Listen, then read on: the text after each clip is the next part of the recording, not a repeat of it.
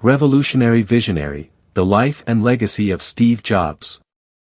Stephen Paul Jobs was born in San Francisco, California, on February 24, 1955, to Joanne Carol Schiebel and Abdel Fattah John Jandali. Abdel Fattah Jandali was born in a Muslim household to wealthy Syrian parents, the youngest of 9 siblings. After obtaining his undergraduate degree at the American University of Beirut, Jandali pursued a Ph.D. in political science at the University of Wisconsin. There, he met Joanne Schiebel, an American Catholic of Swiss-German descent whose parents owned a mink farm and real estate. The two fell in love but faced opposition from Schiebel's father due to Jandali's Muslim faith. When Schiebel became pregnant, she arranged for a closed adoption, and traveled to San Francisco to give birth. Schiebel requested that her son be adopted by college graduates. A lawyer and his wife were selected, but they withdrew after discovering that the baby was a boy, so Jobs was instead adopted by Paul Reinhold and Clara, née Hagopian, Jobs. Paul Jobs, of German descent, was the son of a dairy farmer. After dropping out of high school, he worked as a mechanic, then joined the U.S. Coast Guard. When his ship was decommissioned, he bet he could find a wife within 2 weeks.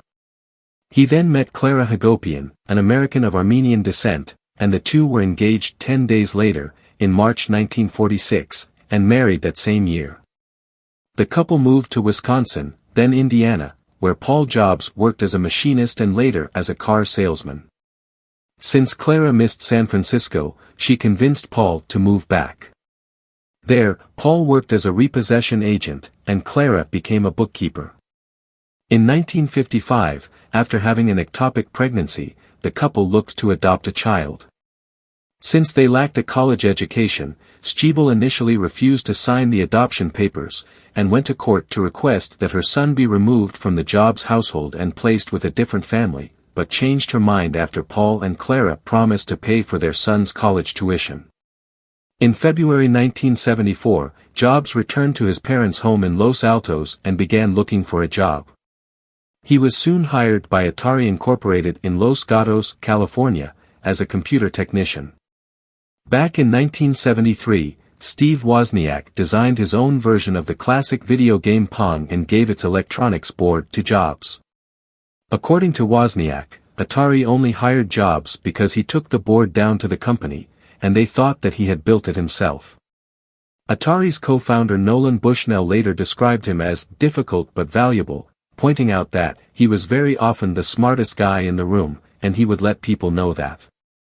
Jobs traveled to India in mid-1974 to visit Neem Karoli Baba at his Kainchi ashram with his Reed College friend and eventual Apple employee Daniel Kotke, searching for spiritual teachings. When they got to the Neem Karoli ashram, it was almost deserted because Neem Karoli Baba had died in September 1973. Then they made a long trek up a dry riverbed to an ashram of Haidakan Babaji. After 7 months, Jobs left India and returned to the U.S. ahead of Daniel Kotke. Jobs had changed his appearance, his head was shaved, and he wore traditional Indian clothing. During this time, Jobs experimented with psychedelics, later calling his LSD experiences one of the 2 or 3 most important things he had done in his life.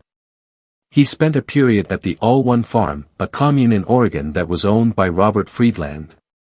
Jobs returned to Atari in early 1975, and that summer, Bushnell assigned him to create a circuit board for the arcade video game Breakout in as few chips as possible, knowing that Jobs would recruit Wozniak for help. During his day job at HP, Wozniak drew sketches of the circuit design. At night, he joined Jobs at Atari and continued to refine the design, which Jobs implemented on a breadboard. According to Bushnell, Atari offered $100, equivalent to about $500 in 2022, for each TTL chip that was eliminated in the machine. Jobs made a deal with Wozniak to split the fee evenly between them if Wozniak could minimize the number of chips. According to Wozniak, Jobs told him that Atari paid them only $750, instead of the actual $5,000, and that Wozniak's share was thus $375. Jobs and Wozniak attended meetings of the Homebrew Computer Club in 1975, which was a stepping stone to the development and marketing of the first Apple computer. By March 1976, Wozniak completed the basic design of the Apple I computer and showed it to Jobs, who suggested that they sell it. Wozniak was at first skeptical of the idea but later agreed.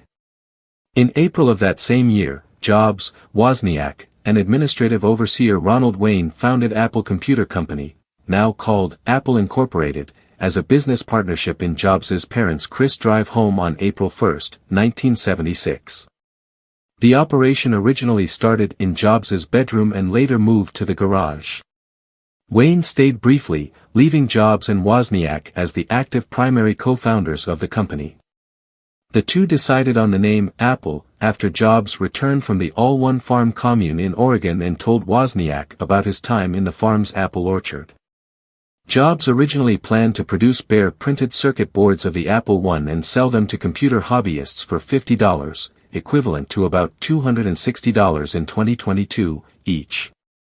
To fund the first batch, Wozniak sold his HP Scientific calculator and Jobs sold his Volkswagen van.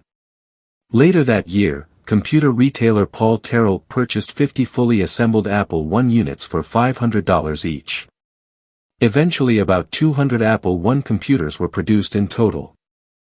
In April 1977, Jobs and Wozniak introduced the Apple II at the West Coast Computer Fair.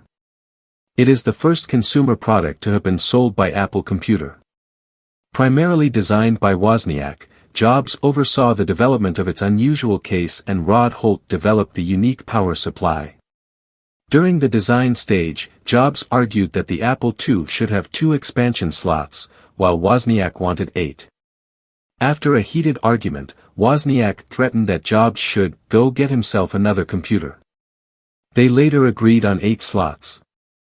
The Apple II became one of the first highly successful mass-produced microcomputer products in the world. As Jobs became more successful with his new company, his relationship with Brennan grew more complex. In 1977, the success of Apple was now a part of their relationship, and Brennan, Daniel Kotke, and Jobs moved into a house near the Apple office in Cupertino. In 1978, at age 23, Jobs was worth over $1 million, equivalent to $4.49 million in 2022.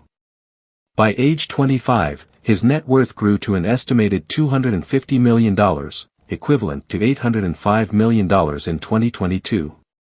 He was also one of the youngest people ever to make the Forbes list of the nation's richest people, and one of only a handful to have done it themselves, without inherited wealth.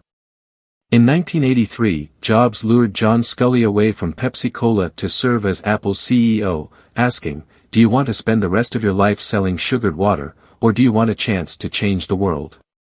In 1984, Jobs bought the Jackling House and estate and resided there for a decade.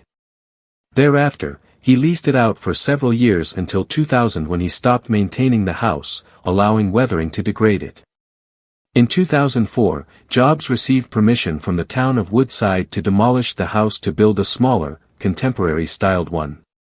After a few years in court, the house was finally demolished in 2011, a few months before he died. In response, Jobs then developed a plan to get rid of Sculley and take over Apple. However, Jobs was confronted after the plan was leaked, and he said that he would leave Apple. The board declined his resignation and asked him to reconsider. Sculley also told Jobs that he had all of the votes needed to go ahead with the reorganization. A few months later, on September 17, 1985, Jobs submitted a letter of resignation to the Apple board. 5 additional senior Apple employees also resigned and joined Jobs in his new venture, Next. Following his resignation from Apple in 1985, Jobs founded Next Incorporated with $7 million. A year later he was running out of money, and he sought venture capital with no product on the horizon. Eventually, Jobs attracted the attention of billionaire Ross Perot, who invested heavily in the company. The Next computer was shown to the world in what was considered Jobs's comeback event, a lavish invitation-only gala launch event that was described as a multimedia extravaganza. The celebration was held at the Louise M. Davies Symphony Hall, San Francisco, California, on Wednesday, October 12, 1988. Jobs marketed Next products to the financial, scientific, and academic community, highlighting its innovative, experimental new technologies, such as the Mach kernel, the digital signal processor chip, and the built-in Ethernet port. The revised, second-generation NeXtCube was released in 1990. Jobs touted it as the first, interpersonal, computer that would replace the personal computer. With its innovative NeXtMail multimedia email system, NeXtCube could share voice, image, graphics, and video in email for the first time. The company reported its first yearly profit of $1.03 million in 1994. In 1996, Next Software Incorporated released WebObjects, a framework for web application development.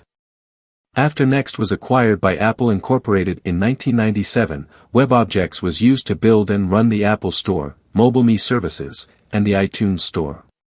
In 1986, Jobs funded the spin-out of the graphics group, later renamed Pixar, from Lucasfilm's computer graphics division for the price of $10 million, $5 million of which was given to the company as capital and $5 million of which was paid to Lucasfilm for technology rights. The first film produced by Pixar with its Disney partnership, Toy Story, 1995, with Jobs credited as executive producer, brought financial success and critical acclaim to the studio when it was released. Over the course of Jobs' life, under Pixar's creative chief John Lasseter, the company produced box office hits A Bug's Life, 1998, Toy Story 2, 1999, Monsters Incorporated, 2001, Finding Nemo, 2003, The Incredibles, 2004, Cars, 2006, Ratatouille, 2007, WALL-E, 2008, Up, 2009, Toy Story 3, 2010, and Cars 2, 2011. Brave, 2012, Pixar's first film to be produced since Jobs' death, honored him with a tribute for his contributions to the studio. In 2003 and 2004, as Pixar's contract with Disney was running out, Jobs and Disney chief executive Michael Eisner tried but failed to negotiate a new partnership, and in January 2004, Jobs announced that he would never deal with Disney again. Pixar sought a new partner to distribute its films after its contract expired. On January 24, 2006, Jobs and Iger announced that Disney had agreed to purchase Pixar in an all-stock transaction worth $7.4 billion. When the deal closed, Jobs became the Walt Disney Company's largest single shareholder with approximately 7% of the company's stock.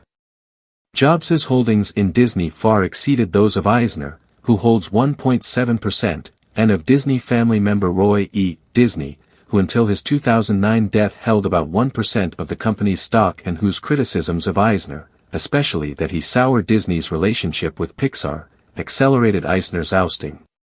Upon completion of the merger, Jobs received 7% of Disney shares, and joined the board of directors as the largest individual shareholder. In 1996, Jobs' former company Apple was struggling and its survival depended on completing its next operating system. After failed negotiations to purchase Be Incorporated, Apple eventually came to a deal with Next in December for $400 million. The deal was finalized in February 1997, bringing Jobs back to the company he had co-founded. Jobs became de facto chief after then CEO Gil Amelio was ousted in July 1997. In 2005, Jobs responded to criticism of Apple's poor recycling programs for e-waste in the U.S. by lashing out at environmental and other advocates at Apple's annual meeting in Cupertino in April. A few weeks later, Apple announced it would take back iPods for free at its retail stores. The Computer Take Back campaign responded by flying a banner from a plane over the Stanford University graduation at which Jobs was the commencement speaker. The banner read, "Steve, don't be a mini-player, recycle all e-waste." In 2006, he further expanded Apple's recycling programs to any U.S. customer who buys a new Mac. This program includes shipping and environmentally friendly disposal of their old systems. Jobs was perceived as a demanding perfectionist who always aspired to position his businesses and their products at the forefront of the information technology industry by foreseeing and setting innovation and style trends. In 1996, Jobs' former company Apple was struggling and its survival depended on completing its next operating system. After failed negotiations to purchase B Incorporated, Apple eventually came to a deal with Next in December for $400 million. The deal was finalized in February 1997, bringing Jobs back to the company he had co-founded. Jobs became de facto chief after then CEO Gil Amelio was ousted in July 1997. In 2005, Jobs responded to criticism of Apple's poor recycling programs for e-waste in the U.S. by lashing out at environmental and other advocates at Apple's annual meeting in Cupertino in April. A few weeks later, Apple announced it would take back iPods for free at its retail stores. The Computer Take Back campaign responded by flying a banner from a plane over the Stanford University graduation at which Jobs was the commencement speaker. The banner read, "Steve, don't be a mini-player, recycle all e-waste." In 2006, he further expanded Apple's recycling programs to any U.S. customer who buys a new Mac. This program includes shipping and environmentally friendly disposal of their old systems. Jobs was perceived as a demanding perfectionist who always aspired to position his businesses and their products at the forefront of the information technology industry by foreseeing and setting innovation and style trends. In 1978, at age 23, Jobs was worth over $1 million, equivalent to $4.49 million in 2022. By age 25, his net worth grew to an estimated $250 million, equivalent to $805 million in 2022. He was also one of the youngest people ever to make the Forbes list of the nation's richest people, and one of only a handful to have done it themselves, without inherited wealth. In 1982, Jobs bought an apartment on the top 2 floors of the San Remo, a Manhattan building with a politically progressive reputation. Although he never lived there, he spent years renovating it thanks to I.M. Pei. In 1984, Jobs bought the Jackling House and estate and resided there for a decade. Thereafter, he leased it out for several years until 2000 when he stopped maintaining the house, allowing weathering to degrade it. In 2004, Jobs received permission from the town of Woodside to demolish the house to build a smaller, contemporary-styled one. Most of Steve Jobs' wealth, estimated to exceed $10 billion at the time of his death, came from his investments in Apple and Pixar. Jobs received 138 million shares in Disney upon the sale of Pixar in 2007. Those shares were valued at $8 billion in 2011, at the time of his passing. If Steve had been alive today, he would be worth over $42 billion. Jobs drove a Mercedes with no number plate by taking advantage of a loophole in Californian law, since closed, that meant new cars had 6 months to affix a number plate. Jobs negotiated a deal with his leasing company to replace his car before the cutoff, avoiding the ugliness of a number plate. In 1989, Jobs first met his future wife, Laurene Powell, when he gave a lecture at the Stanford Graduate School of Business, where she was a student. Soon after the event, he stated that Laurene was right there in the front row in the lecture hall, and I couldn't take my eyes off of her, kept losing my train of thought, and started feeling a little giddy. After the lecture, he met her in the parking lot and invited her out to dinner. From that point forward, they were together, with a few minor exceptions, for the rest of his life. Jobs proposed on New Year's Day 1990 with a fistful of freshly picked wildflowers. They married on March 18, 1991, in a Buddhist ceremony at the Ahwahnee Hotel in Yosemite National Park. 50 people, including Jobs' father, Paul, and his sister Mona, attended. The ceremony was conducted by Jobs' guru, Kobun Chino Otagawa.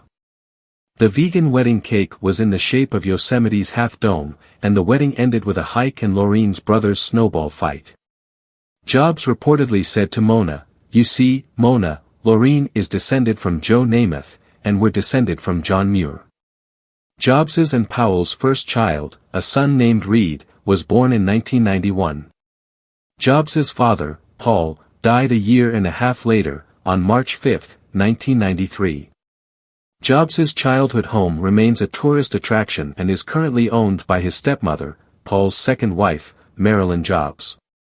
Jobs and Powell had two more children, daughters Erin, born in 1995, and Eve Jobs, born in 1998, who is a fashion model. The family lived in Palo Alto, California.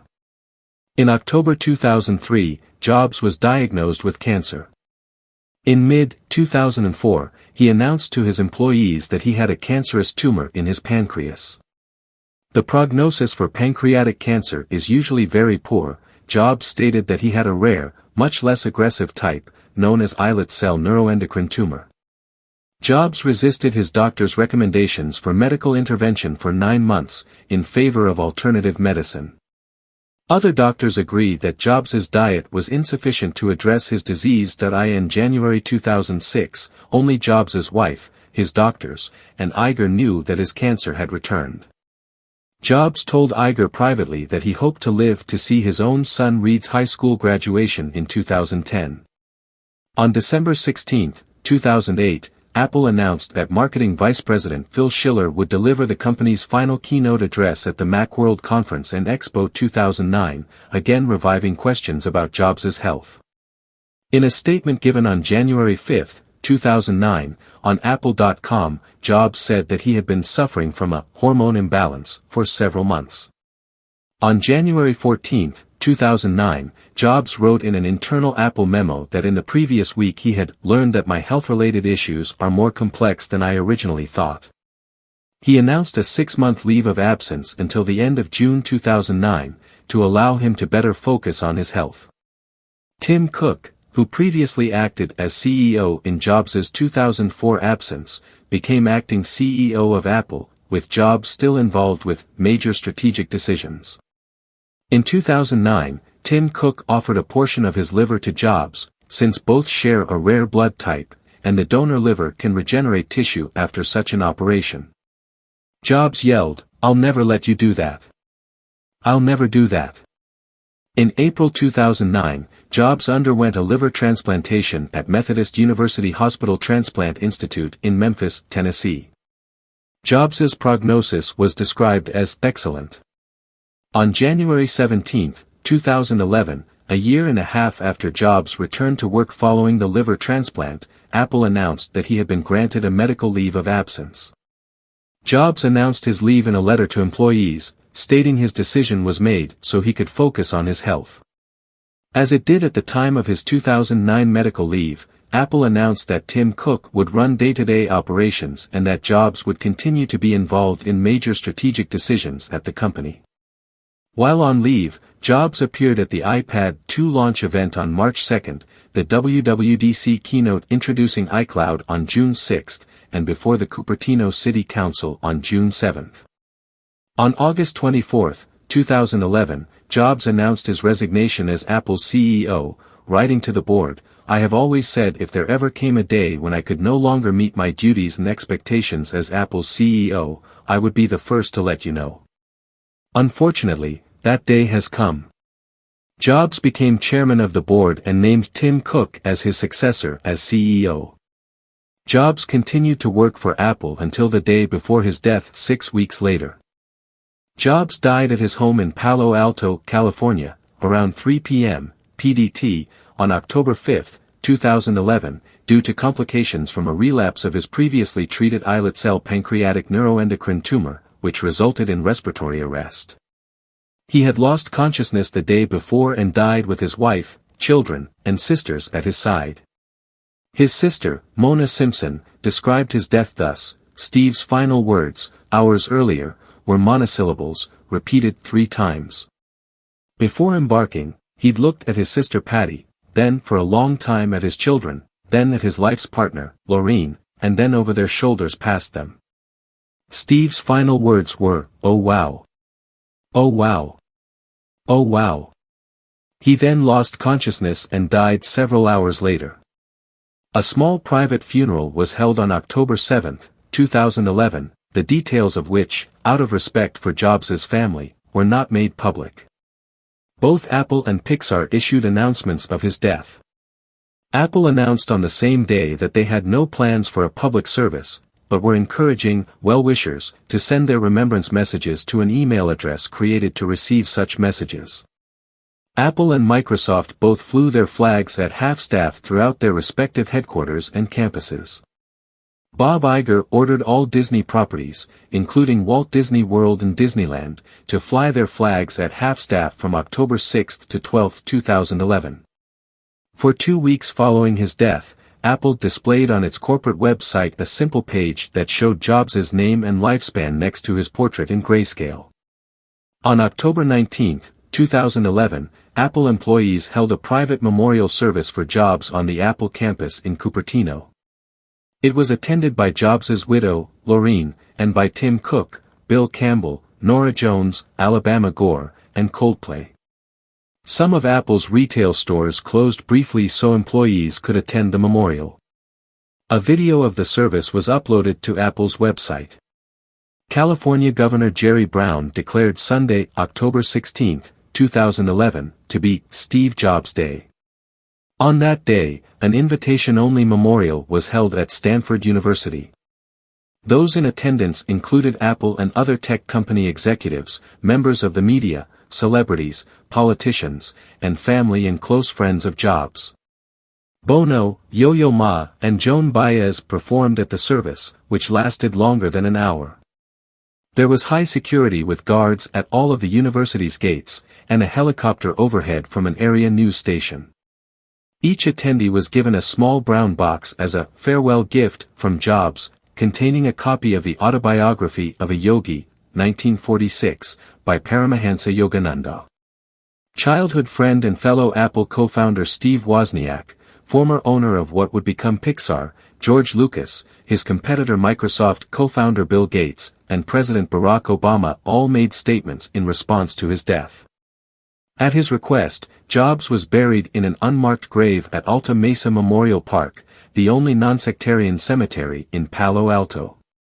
Jobs received 138 million shares in Disney upon the sale of Pixar in 2007. Those shares were valued at $8 billion in 2011, at the time of his passing. If Steve had been alive today, he would be worth over $42 billion. In 2018, the company made history as being the first company traded publicly to reach $1 trillion in market capitalization. Apple has not been the same after Steve Jobs' passing. It's been 11 years since his death on October 5, 2011, and a lot has changed in the company. With Tim Cook as CEO, Apple became the first public company in the U.S. to achieve $1 trillion market cap. But, more than that, it has also introduced new products that changed the industry and set a new standard for smart devices. Even in death, Steve Jobs continues to inspire through the enduring impact of his innovations. His relentless pursuit of excellence, passion for design, and ability to envision the future have left an indelible mark on the tech industry and beyond.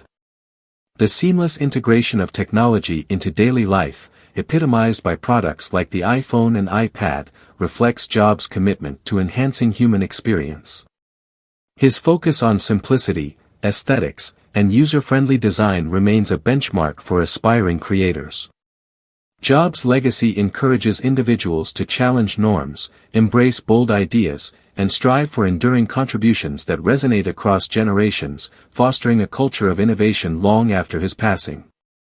Do well to follow, comment, like and subscribe to, and don't forget to turn on notifications to encourage us publish more contents like this. From all of us at Didactic Contents, we love you all.